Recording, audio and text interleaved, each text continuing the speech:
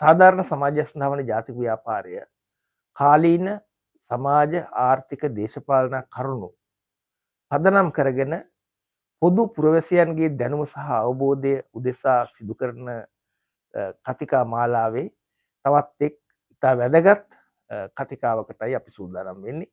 අද අප සමග එක්වන අපේ ආරාධිතයා ශ්‍රී ලංකාවේ ආගමික පූජක ප්‍රසාදීන් අතර ඉතාමත්ම ගරු කටයුතු සම්භාවනට ලක්වන හින්දු පූජ්‍ය පක්ෂයේ ඉතාමත් වැදගත් චරිතයක් විදිහට හඳුන්වන්න පුළුවන්. එතුමා නමින් හැඳින්වුවොත් ශ්‍රී දර්ශක ශර්මා කුරුක්කල්තුමා.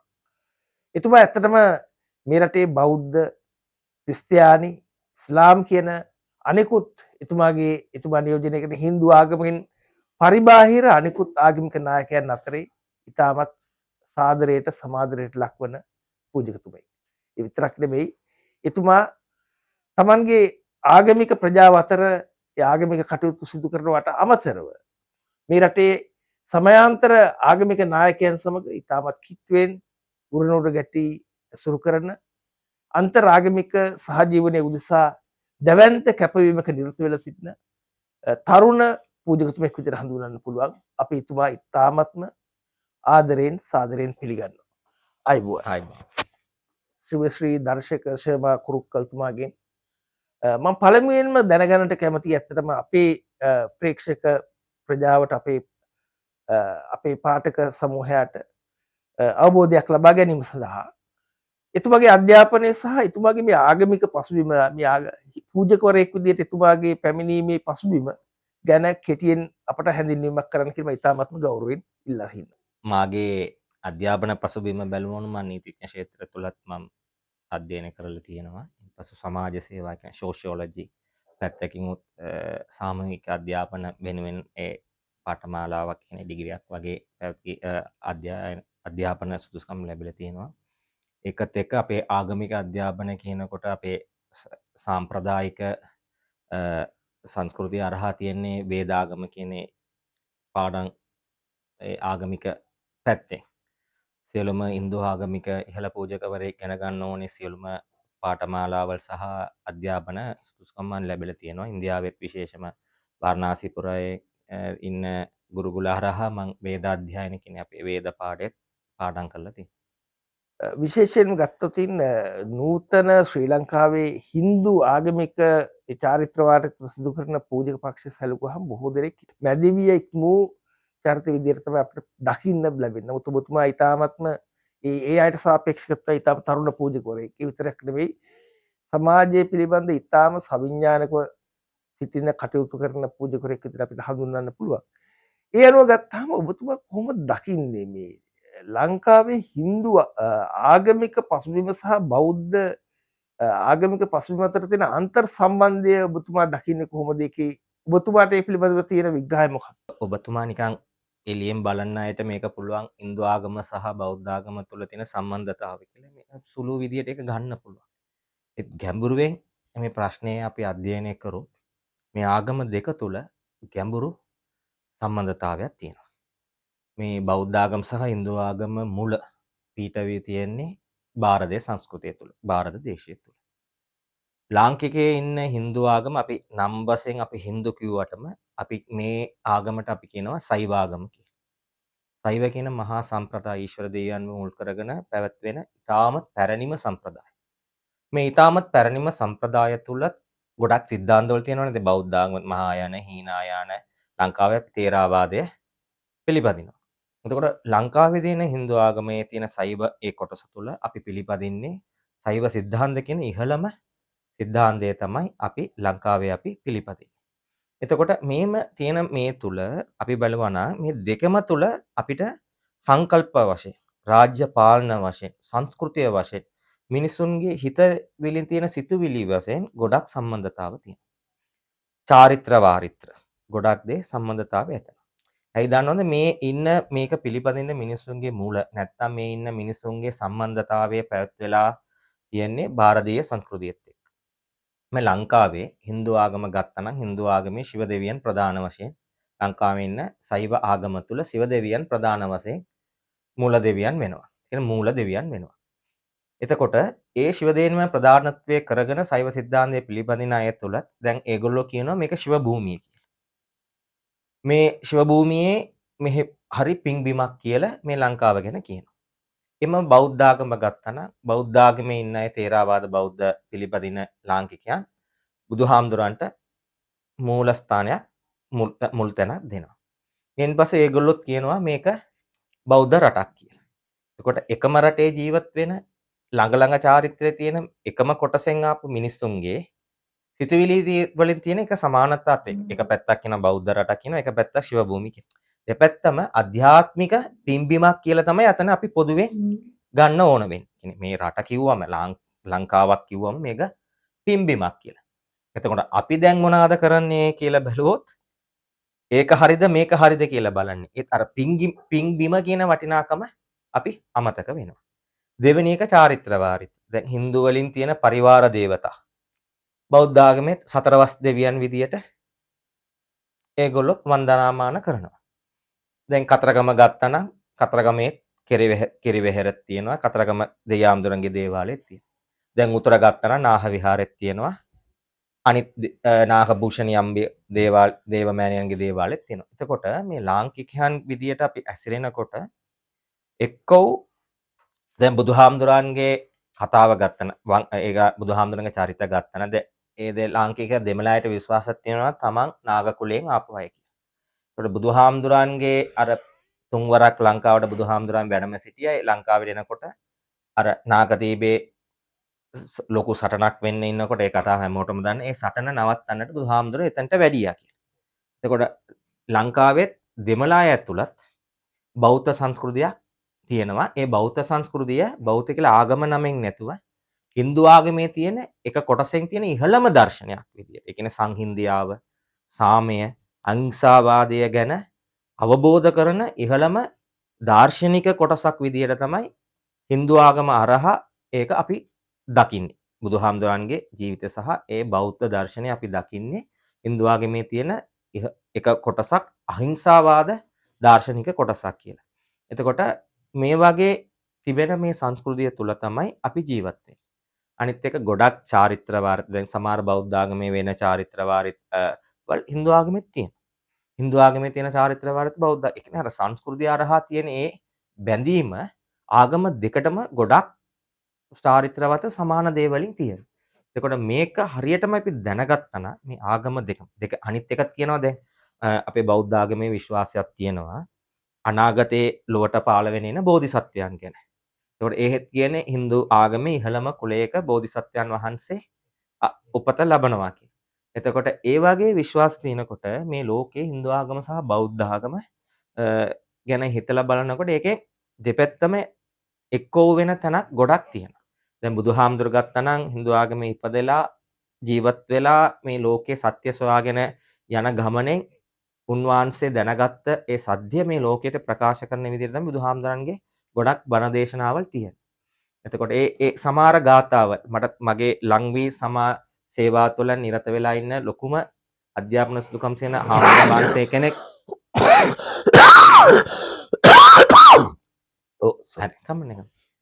හරිද? මගේ ළඟම අපිත් එක්ක මේ සමාජ සේවාව සංහින්දියාව කටයුතු වල නිරත වෙලා ඉන්න උසස්ම බෞද්ධ අධ්‍යාපන ලැබපු ඉහළම නායක හාමුදුරන් වහන්සේ කෙනෙක් අපි කතා කරනකොට අපි කියන සමහර ගාථාවල් එමම පාලියෙන් තියෙන. පාලි භාෂාවෙන් තියෙනවා. එතකොට උන්වහන්සේ මට එකපාරක් කිව්වා මේ වගේ ගාථාව අපිත් තියෙනවා පාලි භාෂාව. එතකොට අපිට පුළුවන් වෙනවා මේ ගාථාවල් එක්රැස් කරලා ආගම දෙකෙන්ම තියෙන මේ පොදුම ප්‍රාර්ථනාවනේ. ඒතකොට ලෝකේ සමහර භාෂාවල් වෙනස් කරන්න පුළුවන්, සංස්කෘතිය වෙනස් වෙන්න පුළුවන්, ජනතාවගේ ජාතිය වෙනස් වෙන්න පුළුවන්. ඒත් අර සත්‍ය ඇත්ත කියන දේ ලෝකේ වෙනස් වෙන්නේ. Hindu ආගමෝ වේවා බෞද්ධ ආගම දෙකම ආත්මයෙන් ඇත්ත සොයා ගැනීමේ ගමනක් තමයි අපිට උපදෙස් කරන්නේ. එතකොට මේ ගමන තුල මේ ආගම දෙකම ගොඩක් තැන් වලින් එක් වෙනවා. වෙන වෙන තැන්වලුත් තියෙනවා. චාරිත්‍ර වාරිත්‍ර අරහා වෙන වෙන තැන්වල ධර්මදේශනා අරහා විශ්වාසය අරහා වෙන වෙන තැන්වල තියෙනවා. ඒකට අපිට පුළුවන් වෙන්න ඕනේ ඒ ආගම දෙකෙන්ම තියෙන මූලපත්තදිය අරහා එක් වෙන තැන් වලින් අපි එක්සත් වෙන්න ඕනේ. වෙන් වෙන තැනවල් වලින් අපි එක්සත් භාවයෙන් මේ වෙන් වෙන තැන්වල අපි පිළිගන්නවා. මෙහෙම පිළිගත්තා නම් අපිට මේ ආගම දෙකෙන්ම තියෙන ඉහළම මට්ටම ඥානය ලබා ගන්නට පුළුවන් වෙනවා එක කියන එක තමයි මට තියෙන විශ්වාසය. විශේෂයෙන්ම ලංකාවේ මෑත ඉතිහාසයේ සිදුවීම් ගත්තොතින් විවිධ ගැටුම් විරසකයන් පිළිබඳ වන අතීතයේ අපිට බොහෝ විට දකින්නට ලැබෙන්නේ ජනවර්ග අතර වෙච්ච ගැටුම් විදියට තමයි අපේ මෑත ඉතිහාසය. ඇත්තටම එතෙන්දී හින්දු බෞද්ධ ගැටුමක් පිළිබඳව එහෙම අපට ලංකාවේ දැනගෙන නැහැ. ඈත අතීත ඉන්දියාගත සංකරාචාර්ය කාලවලදී ලොකු මතවාදී ගැටුම් තිබුණා. නමුත් ලාංකීය ඉතිහාසයේ ආගමික වශයෙන් ගත්ත අපේ ගැටුම් නැහැ. නමුත් ඒ ආගම් අදහන ඒ ආගම් විශ්වාස කරන භක්තිකයන් විදිහට ගත්තාම ජාතීන් විදිහට ගත්තාම ගැටුම් ඇති වෙන තියෙනවා. ඔබතුමා මේ දකින්නේ කොහොමද මේ වෙනස? මමත් මේ අපේ ලංකාවේ ඉතිහාසය අධ්‍යයනය කරලා තියෙනවා. මේ ඉතිහාසය දැක්කම සමහර රජවරුන් දෙපැත්තම දෙමළ සහ සිංහල පැත්තෙන් එන සමහර රජවරුන් තමන්ගේ රාජ්‍ය බලය තහවුරු ගන්නකොට යම්කිසි තැන්වලින් අපේ ඉතිහාසය තුළ අපි ගොඩක් ජනවර්ග ගැටලුම් බලලා තියෙනවා. ඒත් ආගමික ගැටලු කියලා කතා බහ වෙනකොට අපි සමහර තැන්වලින් අපි සම්පූර්ණම කියන්න බෑ නැහැ කියලා අපි දැනගන්න බැරුව තියෙන පුළුවන්.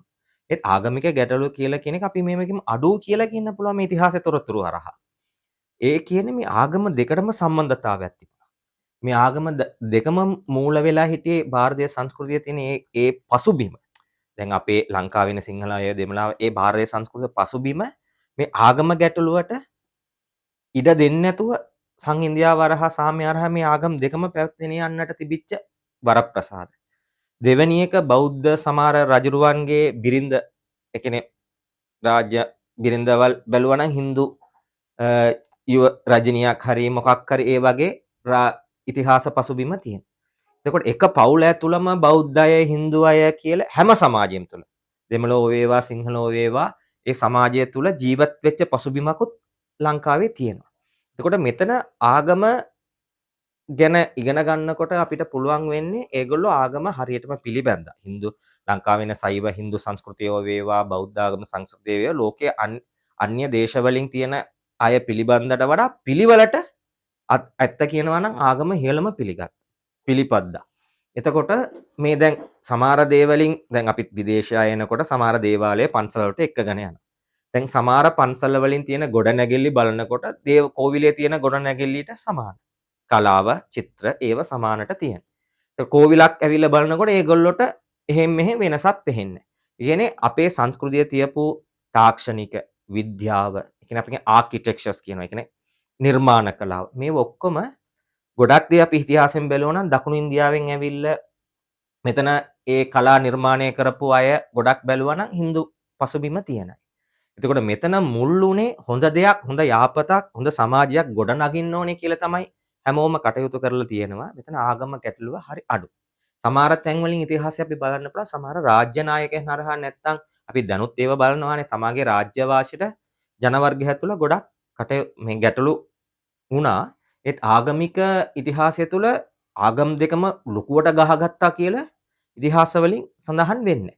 ඇත්ත කියනවා නම් මෙතන වටිනා දෙයක් ඉතිහාසයේ තොරතුරුවක් අනුරාධපුරයේ යුගය ගත්තා නම් අන්තිම අනුරාධපුර යුගයේ අවසන් වෙලා පොරණරුව යුගයේ පටන් ගත්තේ මෑත කාල තුල ලාංකික බුද්ධ ආගම පිළිපදින්න බෞද්ධයන්ට වටිනා දෙයක් තමයි ගරු කරන දෙයක් තමයි ධාතුන් වහන්සේ. කියන්නේ ලාංකික බුද්ධ ආගමයේ උරුමයක්. ඒ ලාංකික බුද්ධ ආගමේ භක්තිකයන්ගේ උරුමය වෙන්නේ ධාතුන් වහන්සේ පොළොන්නරුවේ යුගයෙන් ඉඳලා නුවර රාජධානි යුගය වෙනකම් රැකගත් සේනාවක් බැලුවා නම් වේලක්කාර සේනාව කියලා ඉතිහාසයේ සඳහන් වෙනවා. ඒ වේලක්කාර සේනාව සම්පූර්ණ බැලුවා නම් සෛව ඒ කියන්නේ Hindu දෙමළ සේනාවක්. ඒ කියන්නේ අතන තිබිච්ච දේ විශ්වාසය. ඒ සේනාව පත් කරේ ඒ යුගයේ ජීවත් වෙච්ච හාමුදුරුවෝ වහන්සේලා සංඝරත්නයන්. ඒ සේනාව රැක ගන්නයි ඒ සේනාවට ඕන දේ ඒගොල්ලෝ ලබා ගන්නට ගොඩක් භූමි දාන කියන්නේ ගොඩක් දේ දාන කරලා තියෙනවා. ඒකට මේම බලනකොට මෙතන කොතනද අපි වැරදුනේ කියලා අපි හිතලා බලන්න.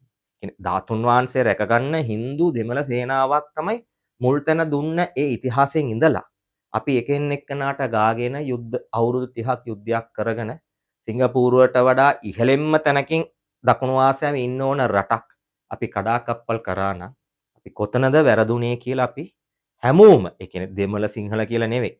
අපි ලාංකිකයන් හැටියට අපි අපේ හිත තුල සත්‍ය සොයා බැලීම ගමනේ අපි සොයා බලන්න.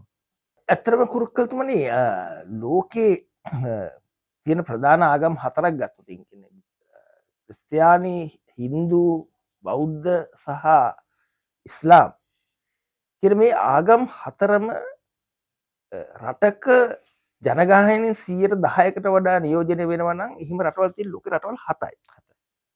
ඉතින් ඒ රටවල් 7න් එකක් තමයි ශ්‍රී ලංකාව කියන්නේ. ඇත්තටම ඒ අතින් ගත්තාම ශ්‍රී ලංකාව කියන්නේ ඉතාම විචිත්‍ර සංස්කෘතික සහ ආගමික පදනමක් නියෝජනය කරන රටක්.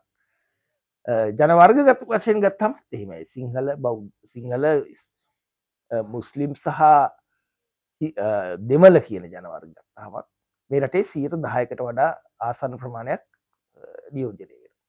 දැන් මේකේ තුල තියෙන විචිත්‍ර වගේම බව වගේම තමයි ඉතාමත්ම සංවේදී මේ තත්ත්වය. ඉතා පොඩි වැරදි වැටහීමක් වෙන්න පුළුවන්, නැත්නම් නරක පූර්වාදර්ශයක් මත ඇති වෙන තත්ත්වයක් වෙන්න පුළුවන්. අපි ඉතාම අමිහිරි සිද්ධීන් වලට මේ රට මුහුණ පාලා තියෙනවා. අපි වාර්ගික වශයෙන් ගත්තොතින් ඔබතුමා සඳහන් කළ වගේම අවුරුදු 30කට අධික ඉතාමත් බරපතල කුර යුද්ධයකට ගිහිල්ලා අපේ දියුණුව ආපස්සට රංගෙන් තියෙනවා. ඒ වගේම ආගමික වශයෙන් ගත්තාම ඇතැම් ආගම් එක්ක අපේ තියෙන ගැටුම් ඉතිහාසය සම්පූර්ණයෙන්ම අපිට සන්තෝෂ වෙන්න පුළුවන් කමක් නැහැ. ඉතින් මෙවැනි තත්ත්වයක් ඇතුලේ අපි නැවත ගොඩනැගීමට අවස්ථාව හිමි වෙලා තියෙන මේ මොහොතේ ජාතික ආගමික සංහිඳියාව පිළිබඳව තියෙන වැදගත්කම සහ ඒ පිළිබඳව මේ හැම ආගමක්ම මොන විදිහේ ප්‍රමුඛත්වයක් ලබා දිය යුතුයි කියලාද ඔබතුමා හිතන්නේ? ඔව් දැන් අපේ ලංකාව දියුණු වෙන රටක්. මේ දියුණු වෙන රට තුළ ඔබතුමා කිව්වා වගේ ලෝකෙම ප්‍රසිද්ධ ආගම් 4ම පිළිපදින්න මිනිස්සු ජීවත් වෙන ලස්සන රටක්. දැන් අපිත් ලෝකේ වටේම යනවනේ. අපි ලෝකේ මිනිස්සු දකිනවා. ඒ තියෙන සංස්කෘතික චාරිත්‍ර වාරිත්‍ර ඒගොල්ලෝගේ ජන සංඛ්‍යාවේ තියෙන විශ්වාසය කුල ભેද මේ වගේ ගොඩක් දේ ලෝකේ පුරාම තියෙනවා. ඒවා අපි දකිනකොට ඇත්ත කියන්න පුළුවන් නම් ලංකාවේ තමයි මගේ විශ්වාසය තුළ මම ගොඩක් තැන්වලට අපි ගිහිලා තියෙනවා. මගේ අත්දැකීම් තුළ ලංකාවේ අපි සංහින්දියාවේ සහෝදරත්වයෙන් ආගමික සම්බන්ධතාව තුළ අපි ඉහළින්ම ඉන්න ජන වර්ගයක්. එහෙනම් අපි ලාංකිකයන් කියලා අපි ප්‍රෞಢත්වයට පත් වෙන්න ඕනේ සංහින්දියාවේ ආගමික සංහින්දියාවේ අපි ඉහළම තැනින් ඉන්න අය. එකෙන් එක්කනට ඒ යම්කිසි තැන් වලින් අපි කාලය තුල වැරදෙනවා. ඒ තුල අපි දැක්කනම් ලෝකේම අපි ගත්තනම් ලංකාවේ බලන්නකො දෙමළ අය ගත්තනම් දෙමළ අය හින්දු අයත් ඉන්නවා ක්‍රිස්තියානි අයත් ඉන්නවා. මුස්ලිම් භක්තිකයන් මුස්ලිම් ජන සංඛ්‍යාව ගත්තනම් ඒගොල්ලෝගේ මාතෘ භාෂාව වෙන්නේ මව් භාෂාව වෙන්නේ දෙමළ. සිංහල අය ගත්තනම් බලන්නකො සිංහල අය තුලත් බෞද්ධ අයත් ඉන්නවා ක්‍රිස්තියානි අයත් ඉන්නවා. දෙමළ අයත් හින්දු අය ක්‍රිස්තියානි අය ඉන්නවා. එතකොට ජන සංඛ්‍යාව තුල හැම ආගම පිළිපදින්න අවස්ථාවක් මේ රට තුල හැම කොට්ටාසෙම තුල තියෙනවා. ඒක වටිනා දෙයක්. සමහර රටවලින් අපිට ඕක දකින්න බෑ. දැන් මේක අපිට තියෙන හොඳ අවස්ථාවක්. එතකොට මේ එක ජාතියෙම එක දැන් දෙමළ කිව්වම එතන ක්‍රිස්තියානි සහ සෛව බැතිමතුන් ඉන්නවා. එතකොට යම්කිසි ගැටලුවක් එනකොට ඒගොල්ලෝ ඇතුළම මේක සමතයට පත් කරගන්න පුළුවන් හැකියාකම විශ්වයෙන්ම අපිට ඒකෙන් ලබා දීලා තියෙනවා. ඒත් අපි ඒක ප්‍රයෝජනෙට ගන්නවද කියන ප්‍රශ්නයක් තමයි මෙතන තියෙන්නේ. ඒ විදිහටම තමයි ලාංකිකයන් හැටියට අපිට පුළුවන් වෙන්නේ අපි අමාරු එන තැන් වලින් අපි හැමෝම එකින් එක්කනට උදව් කරනවා අත්වල බැඳගෙන කටයුතු කරනවා. ඒ අමාරු තත්ත්වයේ ඉවර වුණාම අපි ඔක්කොම අමතක කරලා යම්කිසි බලපෑම් වලට යටත් වෙලා ආගමික ගැටලු වලට යන්නටත් උත්සාහය කරනවා. එතකොට ඒ තැන් වලින් තමයි ඇත්ත කියනවා නම් ලංකාවේ තියෙන ආගම් 4ම ගත්තම අපි ලෝකේ තියෙන අනිත් අයව බලලා අපි ඒ විදිහට යන්නට උත්සාහය කරන්න හොඳ නැහැ. ඒක මම ලංකාවේ දැක්චිච්ච දැන් කාලේ තියෙන සමහර දුර්වලකම කියලායි මං කියන්නේ.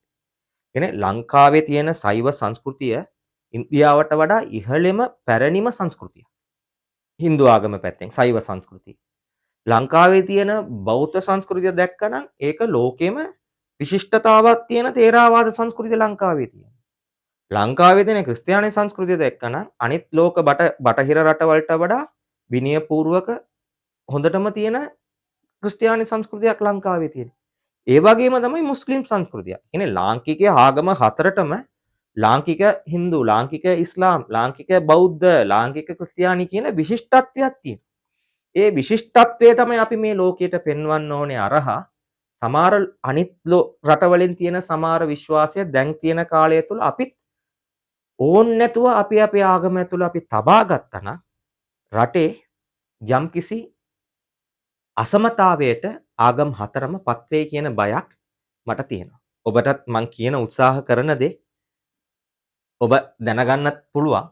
දැන් ඒ ඉන්නකොට අපේ ලංකාවේ තියෙන හැම ආගම් හතරම භක්තියෙන්, ඥානයෙන්, විනයෙන් සමාජය ගැන හිතන ඒ සමාජ දියුණුව ගැන හිතන ඒ සංකල්පය තුළ ඉහළම මට්ටමින් ඉන්න අය.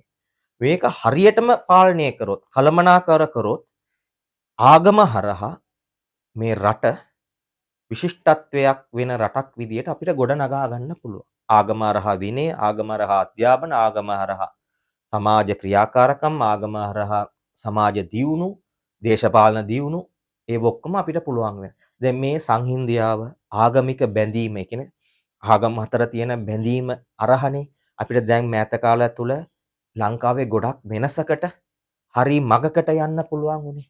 මේක නැත්තනම් අපිට පුළුවන් වෙනද අපි එක එක්කෙනාට ගාගෙන එක එක්කෙනා පිළිබඳව තියෙන දේ. අනිත් එක අපි දැන් දකින්න පුළුවන් එක එක ආගමික නායකයන්වත් අනිත් ආගමේ තියෙන හරපත්තදියන් ඉගෙන ගන්නවා.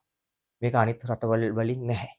ලංකාවේ විතරයි මේම තියෙන්නේ. සමහර විදේශීය කන්ෆරන්ස් වලට අපිට යනකොට ඒගොල්ලෝ අපි ළඟ අහනවා විදේශිකයන් කොහොමද ඔයගොල්ලෝගේ රටේ මේ වගේ ඔයගොල්ලන්ට පුළුවන්. ඒ කියන්නේ අපි එකෙන් එක්කනාව සහෝදරත්වයෙන් එක එක ආගමට ගරු කරනවා. දැනුත් බලන්නකෝ කතරගමේ ඉන්න සිංහල අය යාපනයෙන් ඉඳලා එන පාගමන එන හින්දු අය කොච්චරට සලකනවද? නල්ලූර වලට යන සිංහල අයට යාපනයේ ඉන්න අය කොච්චර ලස්සනට පිළිගන්නවද? මේක තමයි මේ රටේ වටිනාකම. මේක අපි හරියට කළමනා කරලා පාලනය කරොත් අපිට පුළුවන් වෙනවා ආගමික ගැටලු නිරත කරගෙන දේශපාලනික අරහා එන ආගමික ගැටලුවත් අපිට නිරත නැති කරගන්නට හොඳ පරිසරයක් අපිට උදා කරගන්නට පුළුවන් වෙනවා.